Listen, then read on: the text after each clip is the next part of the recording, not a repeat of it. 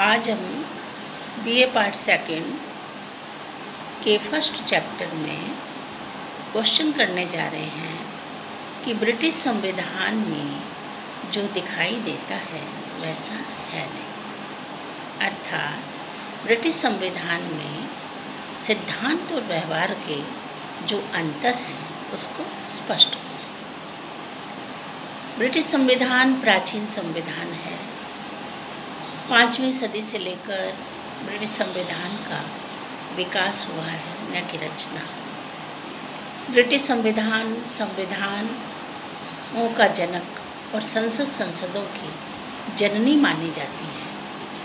Britain में विवेक और सहयोग के आधार पर प्रधानमंत्री पद का उदय हुआ, अर्थात रचना नहीं, आवश्यकता के अनुरूप वहाँ पर पद का निर्माण किया गया। ब्रिटेन के संविधान में ऑग और जिंक की कोटेशन है कि सिद्धांत और व्यवहार में तो प्राय सभी जगह अंतर पाया जाता है, लेकिन जितनी पर्याप्त मात्रा में ब्रिटेन में यह अंतर देखने को मिलता है उतना कहीं भी नहीं। जैसे ब्रिटेन में पहले प्रारंभिक अवस्था में राजतंत्र था, वर्तमान में प्रजातंत्र पाया जाता है।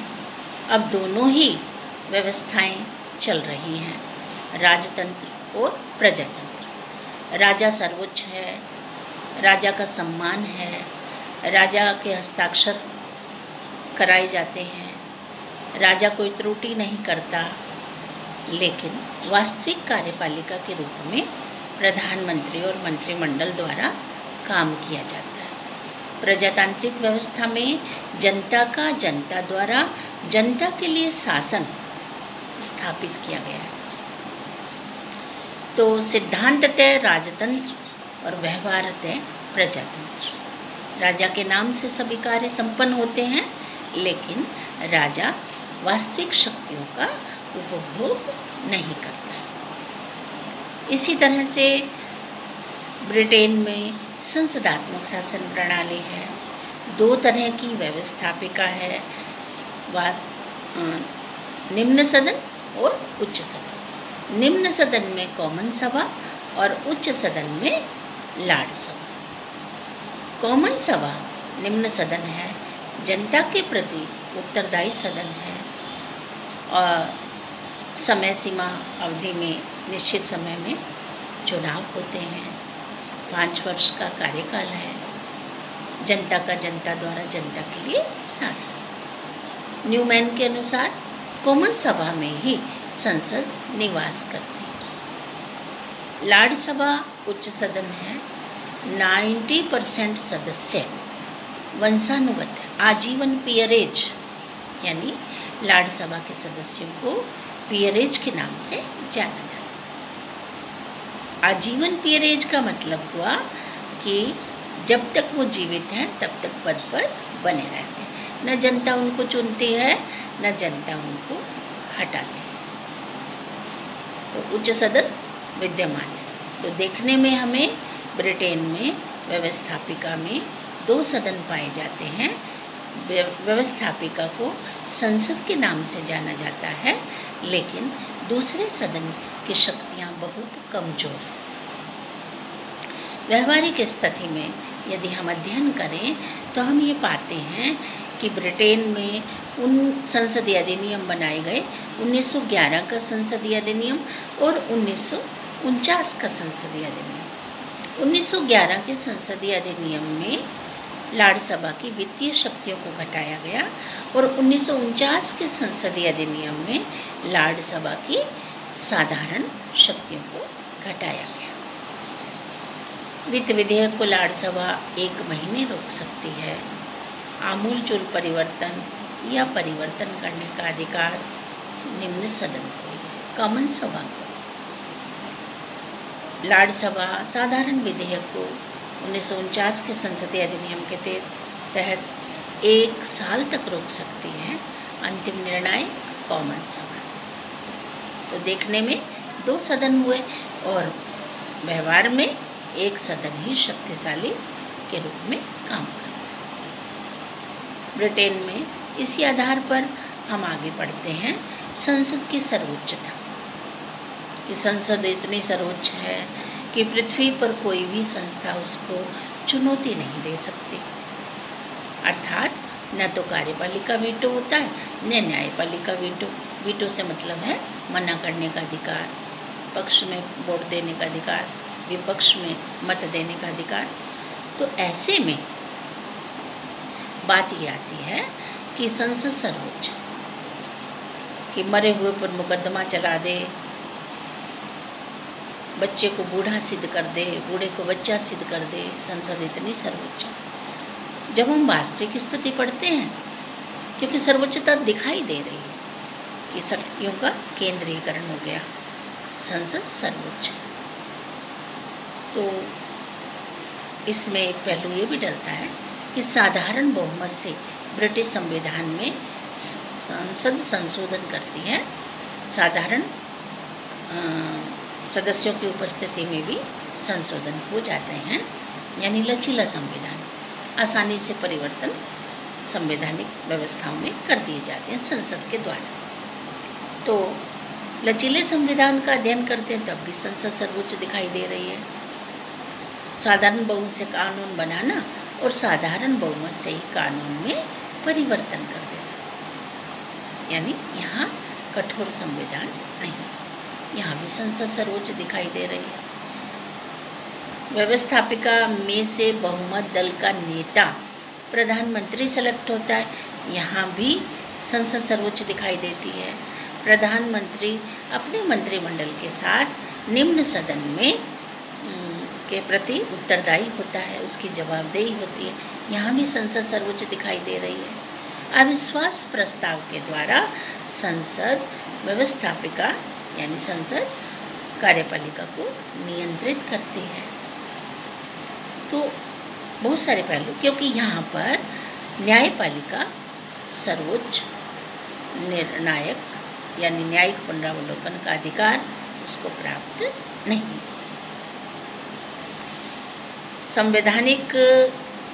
संविधान अलिखित होना संसद को सर्वोच्च बनाता है। संसदीय अधिनियम संसद को सर्वोच्च बना देते हैं। संसदात्मक शासन प्रणाली संसद को सर्वोच्च बना देती है। लेकिन यदि हम व्यवहारिक दृष्टिकोण से अध्ययन करें तो हम ये पाते हैं कि संसद सर्वोच्च होते हुए भी मर्यादित है, उस पर सीमाएं हैं। क्या मर्यादाएं हो सकती हैं संसद पर? तो सबसे मुख्य बात आती है कि ब्रिटेन में अभी समयों के आधार पर शासन सत्ताओं का संचालन होता है। अभी समय यानी रीति रिवाज, परंपराएं, आदतें, व्यवहार, लोकाचार, रूढ़ियाँ, प्रथाएं, धर्म, कुटुंब, कबीला, चर्च इत्यादि, यानी परंपराओं में अभी समयों में लोगों की बहुत निष्ठा है। जब लोग अपने निष्ठा और भाव के आधार पर कार्य करवाना चाहते हैं तो संसद उसे अपनाए बिना उनकी मनोविज्ञान के अनुकूल संसद को कार्य करना ही पड़ता है। यानी ये नैतिक बंधन है, अभी समयों का बंधन है। ब्रिटेन वासी अभी समय में आस्था रखते हैं और अभी समय जब स्थायी रूप ग्रहण कर लेते हैं तो उनको कानून कहा जाता है। जैसे अभी हम आपको बता रहे थे कि द्वितीय सदन की शक्तियों को कम कर दिया संसद ने 1911 और 1949 के संसदीय अधिनियम के तहत। लेकिन इसमें व्यवहारिक स्थिति ये बताई गई है कि संसद ने जब ये अधिनियम बनाए तो उससे पहले आम चुनाव में जनता की सहमति प्राप्त कर ली थी। अब प्रश्न आता है, जनता की सहमति कैसे प्राप्त की हो गई? जनता की सहमति का मतलब है चुनावी घोषणा पत्र में उस परिवर्तन की जाने वाली शक्तियों का उल्लेख संसद के द्वारा जनता के समक्ष प्रस्तुत किया गया। और फिर भी यदि जनमत की शक्ति उन राजनीतिक दलों को प्राप्त हो जाती है, तो ये मानकर चला जाया जाता है कि जनता ने इस बात का समर्थन दे दिया। ये भी प्रश्न आया था, जब दूसरा सदन सर्वोच्च ही नहीं है तो उसको समाप्त क्यों नहीं कर दिया जाता? एक सदन ही कार्य कर रहा है, एक सदन ही सर्वोच्च है, सत्ता का केंद्रीकरण है, संसद की प्रभु सत्ता है। तो फिर वहाँ भी यही प्रत्युत्तर आता है कि द्वितीय सदन वंशानुगत है, परंपरागत है और परंपराओं में लोगों की बहुत ज़्यादा निष्ठा है, इसलिए उस सदन को समाप्त नहीं किया जा सकता। तो संसद की प्रभु सत्ता पर सीमाओं की बात जब आई तो परंपराओं का, अभिसमयों का, नैतिक बंधन, संसदीय अधिनियमों का बंधन और जनमत की शक्ति, यानी संसद जो है वो 5 साल के लिए चुनाव में बहुमत प्राप्त करके शासन सत्ता का संचालन करती है, यानी संसद के प्रतिनिधित्व जो करते हैं सदस्य, वो कानून का निर्माण करते हैं और उसी संसदात्मक व्यवस्था के तहत उसी दल में से आगे कार्यपालिका का निर्माण होता है। तो रिस्पॉन्सिबिलिटी, उत्तरदायित्व, जवाबदेही, जनता का नियंत्रण, 5 साल का कार्यकाल, ये सब बातें ब्रिटेन की संसद को ध्यान में रखकर ही काम करना पड़ता है, यानी जनहित में ही काम करना पड़ता है। जनहित के विरुद्ध वो कार्य कर नहीं सकती, चाहे वो कितनी भी शक्तिशाली क्यों हो। इस तरह से हम अध्ययन करते हुए इस बात पर भी पहुंचते हैं कि जब अब यहाँ प्रजातंत्र है तो राजतंत्र आज भी क्यों विद्यमान है? जब वो नामात्र की कार्यपालिका है, उसके पास पावर नहीं है राजा के पास, लेकिन राजा जब अपने महल में होते हैं तो प्रजा सुख की नींद सोती। तो इस बात से भी ये बात आती है कि लोग आज भी राजा को पिता तुल्य मानते हैं, राजा को अपने महोत्सवों में, त्योहारों पर आमंत्रित करके अपने शान शौकत, यानी कार्यक्रम की शान शौकत को बढ़ाने में राजा को सहायक मानते हैं। सम्मानजनक दृष्टिकोण से राजा को देखा जाता है। इसी तरह हम आगे अध्ययन करते हुए जब हम राजा और राजमुकुट की बात करते हैं तो सिद्धांततः राजा और राजमुकुट दोनों एक साथ जुड़े हुए पहलू, यानी राजमुकुट उसी को पहनाया जाता है जो राज सिंहासन को प्राप्त करता है। जैसे राजा के बाद राजा का ज्येष्ठ उत्तराधिकारी उसका पुत्र राज सिंहासन को प्राप्त करता है। जो राज सिंहासन पर बैठता है उसे राज्याभिषेक कराया जाता है, जिसे राज्याभिषेक कराया जाता है उसे राजमुकुट पहनाया जाता है। ये सिद्धांतिक अर्थ है। व्यवहार में राजमुकुट का तात्पर्य संपूर्ण सरकार से, संपूर्ण सरकार से मतलब हमारा है जिसमें निम्न सदन कॉमन सभा भी आ जाती है, लाड़ सभा यानी संसद के दोनों सदन, दूसरा कार्यपालिका दोनों तरह की, नाममात्र की यानी सम्राट और वास्तविक यानी प्रधानमंत्री और मंत्रिमंडल, दोनों ही इसमें सम्मिलित, यानी संपूर्ण सरकार, ये सब मिलकर समस्त कार्यों का संपादन करते हैं। तो सिद्धांत और व्यवहार में राजा राजमुकुट, सिद्धांत और व्यवहार में सम्राट और प्रधानमंत्री और मंत्रिमंडल, सिद्धांत और व्यवहार में कॉमन सभा और लाड़ सभा। इनका अध्ययन करने के बाद हम ये पढ़ने जा रहे हैं कि सिद्धांततः संसद सर्वोच्च है, वो कार्यपालिका यानी वास्तविक कार्यपालिका को प्रश्न पूछकर बहस, बजट, कटौती, निंदा, स्थगन, कामरोको, अविश्वास प्रस्ताव के द्वारा नियंत्रित करती है। यानी हमें पढ़ने और देखने में लग रहा है कि व्यवस्थापिका के निम्न सदन ने सरकार को यानी वास्तविक कार्यपालिका को समय समय पर कंट्रोल किया, नियंत्रण किया। लेकिन व्यवहार में यदि हम कुछ पहलू और भी पढ़ें तो हमें ये मालूम पड़ता है कि जो मंत्रिमंडल और प्रधानमंत्री है, वास्तविक कार्यपालिका है। अगर मान लीजिए संसद ने अविश्वास प्रस्ताव पास करके सरकार को गिराने की चेष्टा की, तो प्रधानमंत्री मंत्रिमंडल को त्यागपत्र देना, जिसको हम सामूहिक उत्तरदायित्व कहते हैं। लेकिन सामूहिक उत्तरदायित्व या त्यागपत्र देने की बजाय प्रधानमंत्री सम्राट के माध्यम से संसद को समय से पूर्व भंग भी करवा सकता है। यानी यहाँ हम ये बता रहे हैं कि व्यवस्थापिका ने कार्यपालिका को कंट्रोल नहीं किया, वरन कार्यपालिका ने व्यवस्थापिका को कंट्रोल कर लिया। यहाँ भी हम सिद्धांत और व्यवहार के अंतर को स्पष्ट कर।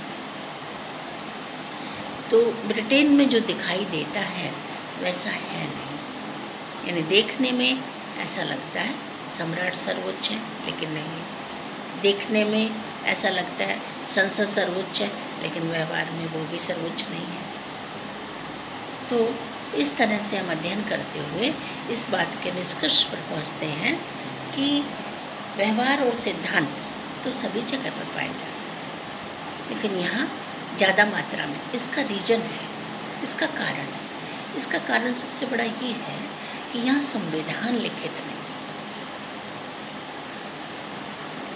जैसे हम कहते हैं लिखित संविधान नहीं है, फिर हम पढ़ाते हैं अलिखित होते हुए भी लिखित संविधान।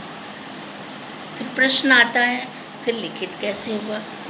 लिखित उसको माना गया जो समय समय पर आवश्यकता पड़ने पर संसद के अधिनियम बनाए गए, संसद द्वारा जारी किए गए आदेश, निर्देश, अधिनियम, उनको ही कानून के रूप में स्थापित कर दिया गया। तो उसे हम लिखित संविधान के रूप में पढ़ने लगे। तो एक तरफ हम कहते हैं अलिखित संविधान, दूसरी तरफ हम कहते हैं लिखित संविधान। यहाँ भी देखने में अंतर आपके सामने स्पष्ट होता है। फिर अगर अपन आगे और भी स्थिति में देखते हैं कि प्रधानमंत्री वह धुरी है जिसके चारों ओर प्रशासन घूमता है। यानी केंद्र बिंदु प्रधानमंत्री, मुख्य बिंदु प्रधानमंत्री, नेतृत्व प्रधानमंत्री का, संपूर्ण मंत्रिमंडल उसके चारों ओर चक्कर काटता है। यानी मंत्रिमंडल का गठन उसके द्वारा ही किया जाता है। मंत्रिमंडल के सदस्यों का उनको विभाग प्रधानमंत्री के द्वारा ही दिए जाते हैं। तो प्रधानमंत्री निश्चित रूप से सर्वोच्च स्थिति में है। जब बहुमत दल का नेता प्रधानमंत्री बनता है तो निश्चित रूप से प्रधानमंत्री मंत्रिमंडल में सर्वोच्च स्थिति पर, केंद्र बिंदु पर, निर्णायक बिंदु पर, कुशल नेतृत्व के बिंदु पर। लेकिन धीरे धीरे जब हम सप्तांग सिद्धांत की तरह दृष्टि डालें तो कोई भी राजा अकेले कार्य संपन्न नहीं कर सकता। राजा शीर्ष स्थान पर होता है, लेकिन उसका मंत्रिमंडल, उसका योग्य अनुभवी मंत्रिमंडल जिसको सेकंड स्थान पर दिया गया, तो उसके सहयोग, परामर्श, मंत्रणा के बिना प्रधानमंत्री कार्य करने में सफल नहीं सिद्ध हो सकता। तो कहीं कहीं ऐसा देखने को भी मिलता है कि प्रधानमंत्री की स्थिति समकक्षों के समान है, यानी मंत्रिमंडल के अन्य सदस्यों के समान। तो हम इन सब पहलुओं पर जो अध्ययन कर रहे हैं उसमें हम ये पाते हैं कि यहाँ सिद्धांत और व्यवहार में अंतर पाया जाता है, क्योंकि न्यायपालिका की सर्वोच्चता का अभाव है। फिर भी बाकायदा नागरिकों को मौलिक अधिकार प्राप्त है। जैसे मॉन्टेस्क्यू ने शक्ति पृथक्करण सिद्धांत का प्रतिपादन करते वक्त वो ब्रिटेन से प्रभावित हुआ कि ब्रिटेन में शक्ति विभाजन है, व्यवस्थापिका अपना काम करती है, कार्यपालिका अपना काम करती है, न्यायपालिका अपना काम करती है। लेकिन यहाँ भी मॉन्टेस्क्यू जो जिन बातों से प्रभावित हुआ था, यहाँ भी शक्तियों का विकेंद्रीयकरण होने के स्थान पर केंद्रीयकरण ही दिखाई देता है। जैसे प्रीवी काउंसिल, न्यायिक व्यवस्था, संसद के सदस्य भी होते हैं, वो कार्यपालिका के सदस्य भी होते हैं। तो इस तरह से मतलब डीपली, यानी हम सूक्ष्म दृष्टि से अध्ययन करें तो जो दिखाई देता है वैसा है नहीं का मतलब है। ये मुंडो की कोटेशन, जिसे हमने स्पष्ट किया कि जो आप देख रहे हैं वैसा है नहीं। ये तुलनात्मक अध्ययन था और आज हमने इस टॉपिक पर चर्चा की। कल हम नेक्स्ट दूसरा टॉपिक लेंगे। नमस्कार।